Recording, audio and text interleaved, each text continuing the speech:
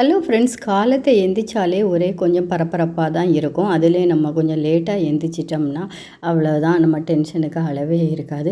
அந்த நேரத்தில் நம்ம நிதானமாக ஒரு யோசித்து ஒரு முடிவெடுத்து அதில் ஒரு சிம்பிளாக ஒரு சாப்பாடு செஞ்சிட்டோம்னா குயிக்காக வேலை முடிஞ்சிடும். நம்ம டென்ஷன் ஆகிட்டே இருந்தோம்னா நம்மளுக்கு எந்த வேலையும் நடக்காது. சொல்லுவாங்க தெரியுமா, பதறா காரியம் சிதறாது அப்படின்னு.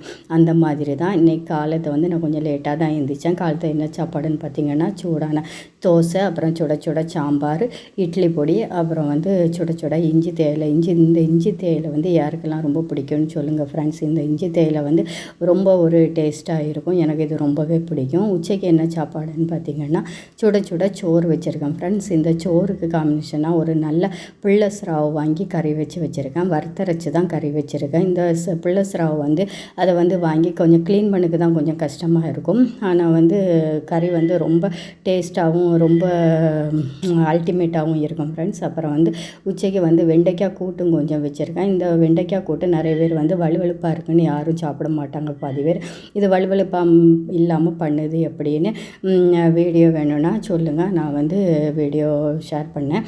அப்புறம் பிள்ளஸ்ராவை பொரித்தது, சாலை மீன் பொரித்தது, கொஞ்சம் மிக்சடு ஊறுகாய், கொஞ்சம் பப்படம். இவ்வளோ தான் ஃப்ரெண்ட்ஸ் என்னோடய சாப்பாடு. என்னோடய வீடியோ பிடிச்சிருந்தா லைக் பண்ணி ஷேர் பண்ணி சப்ஸ்கிரைப் பண்ணுங்கள் ஃப்ரெண்ட்ஸ்.